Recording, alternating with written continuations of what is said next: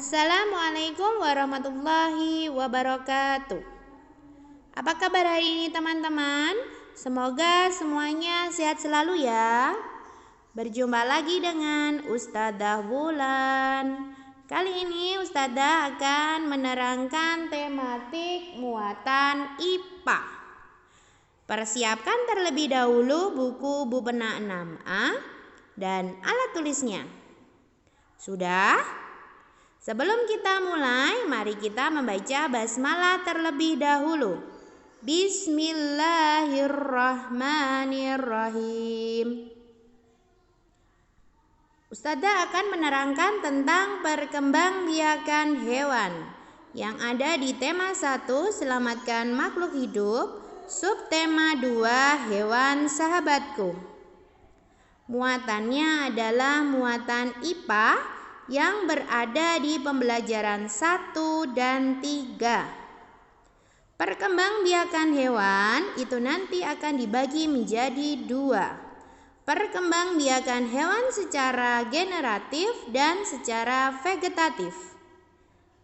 Perkembangbiakan hewan secara generatif itu nanti contohnya ada ayam, kanguru, dan masih banyak lagi, nanti kita akan mempelajarinya. Sedangkan untuk yang perkembangbiakan hewan secara vegetatif itu Ustadzah beri contoh hidra dan komodo.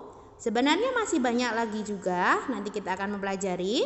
Perkembangbiakan hewan secara generatif, perkembangbiakan yang terjadi jika ada pembuahan. Pembuahan adalah proses peleburan sel kelamin jantan dengan sel kelamin betina. Proses pembuahan umumnya berlangsung di dalam tubuh induk betina, dikenal dengan istilah pembuahan internal. Beberapa hewan tertentu, proses pembuahan itu berlangsung di luar tubuh induk betina, yang sering kita sebut pembuahan eksternal. Perkembangbiakan secara generatif nanti dibagi menjadi 3, dan yang pertama adalah bertelur. Kita sering menyebutnya ovipar. Ovum atau telur dihasilkan oleh hewan betina. Pembuahan telur oleh sperma akan menghasilkan zigot. Zigot tumbuh berkembang menjadi embrio hingga membentuk individu baru. Contoh hewan yang berkembang secara bertelur atau ovipar ada pinguin, kura-kura, ada katak, ada burung. Dan nanti silahkan coba sebutkan yang lainnya ya.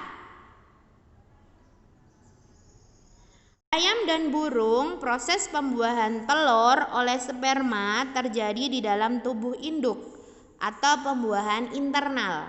Sedangkan pada katak dan ikan itu terjadi di luar tubuh induk atau sering kita sebutnya adalah pembuahan eksternal.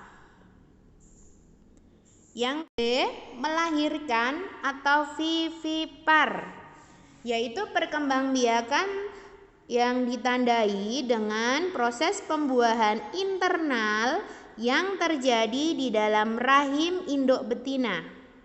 Ovum yang telah dibuahi oleh sperma disebut zigot. Zigot tumbuh menjadi embrio dan berkembang di dalam rahim. Zigot memperoleh makanan langsung dari rahim induk. Contoh hewan vivipar adalah paus, ini paus biru, paus orca atau paus pembunuh, ada koala, ada kucing, dan nanti silakan disebutkan yang lainnya ya. Hewannya masih banyak. Yang C, bertelur dan melahirkan atau nama lainnya ovovivipar. Pembuahan ovum oleh sperma terjadi di dalam tubuh hewan betina. Setelah terjadi pembuahan, terbentuklah zigot. Zigot tumbuh menjadi embrio di dalam tubuh induk. Embrio tumbuh menjadi calon bayi. Setelah pertumbuhan sempurna, induk betina akan melahirkan bayinya.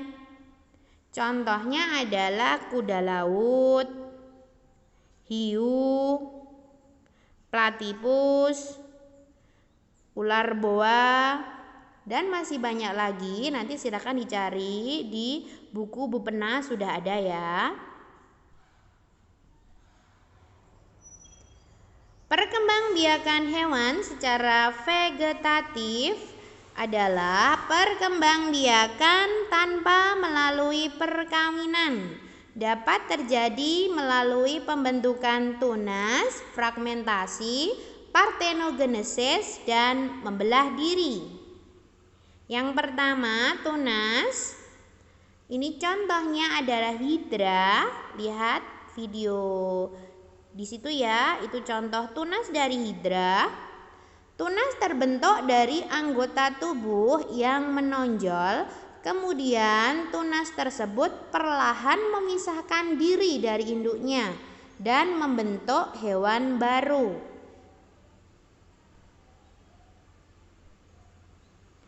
B. Fragmentasi merupakan cara perkembangbiakan hewan melalui pemutusan tubuh menjadi dua bagian. Silakan lihat di gambar, itu contohnya adalah hewan cacing pipih atau planaria yang mengalami fragmentasi. Yang C. Partenogenesis merupakan cara perkembangbiakan hewan tanpa melalui proses pembuahan. Contoh hewannya adalah komodo.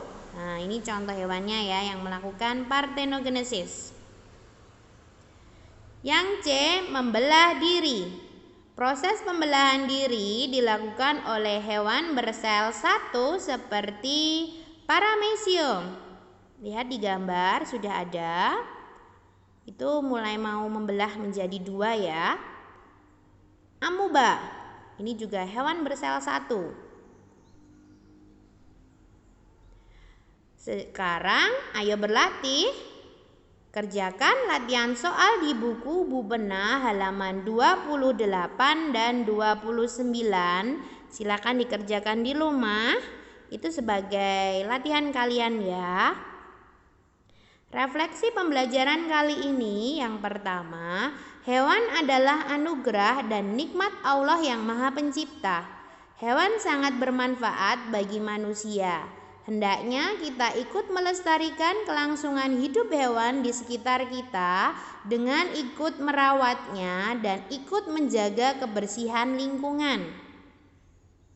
2. Fungsi hewan sebagai sumber makanan bagi manusia dan membantu pekerjaan manusia yang dijelaskan di dalam Al-Quran surat Al-An'am ayat 142 yang bunyi artinya adalah, dan di antara hewan ternak itu ada yang dijadikan untuk pengangkutan dan ada yang untuk disembelih. Makanlah dari rezeki yang telah diberikan Allah kepadamu dan janganlah kamu mengikuti langkah-langkah syaitan. Sesungguhnya syaitan itu musuh yang nyata bagimu. Refleksi yang ketiga, hendaknya kita harus selalu bersyukur atas karunia Allah yang begitu besar. Karena tidak ada yang sia-sia di muka bumi ini. Allah menciptakan semua pasti ada manfaatnya.